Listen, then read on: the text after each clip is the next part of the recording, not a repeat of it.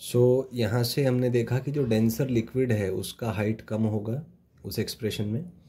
अब एक केस लेते हैं कि जब ना एक यूट्यूब लिया हमने और उसको हमने एक रोटेट करा दिया, मान लीजिए इसको इसके एंड के अबाउट किसी एंगुलर स्पीड ओमेगा से हमने घुमा दिया, तो आप विजुअलाइज कर सकते हैं कि घूमने के लिए सेंट्रीपिटल फोर्स चाहिए होगा, वो मिल नहीं पाएगा, तो ये अवे फ्रॉम द सेंटर भागेगा। आप देख सकते हैं कि किसी भी ट्यूब को जब घुमाया जाता है तो उसमें लिक्विड की टेंडेंसी होती है बाहर भागने की, तो ये बाहर भागेगा, तो मान लीजिए ये एक साइड कुछ नीचे गया, तो ये यहाँ से इक्विलिब्रियम पोजीशन से एक साइड कुछ ऊपर जाएगा।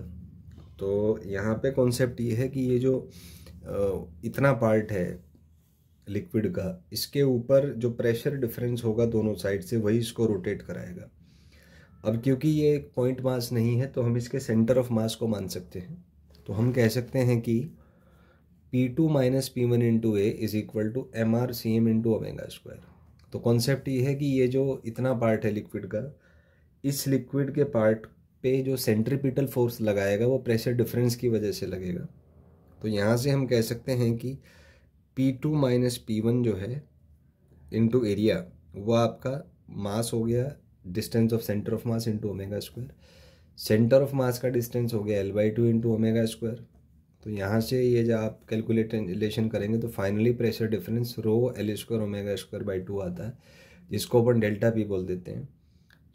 ये रोटेटिंग ट्यूब के लिए भी हम सेम कॉन्सेप्ट यूज़ कर सकते हैं। आइए इसके ग्राफ के बारे में डिस्कस करेंगे। तो पहला है कि डेल्टा पी प्रोपोर्शनल टू रो है, तो it is a straight line graph, तो प्रेशर डिफरेंस और डेंसिटी के बीच का ग्राफ एक स्ट्रेट लाइन होगा।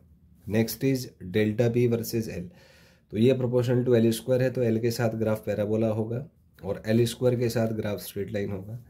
अगला ये ओमेगा स्क्वायर के भी प्रोपोर्शनल है, तो ओमेगा के साथ ग्राफ पैराबोला, और अगर हम ओमेगा स्क्वायर के साथ ग्राफ बनाएं तो ये होगा इसका स्ट्रेट लाइन।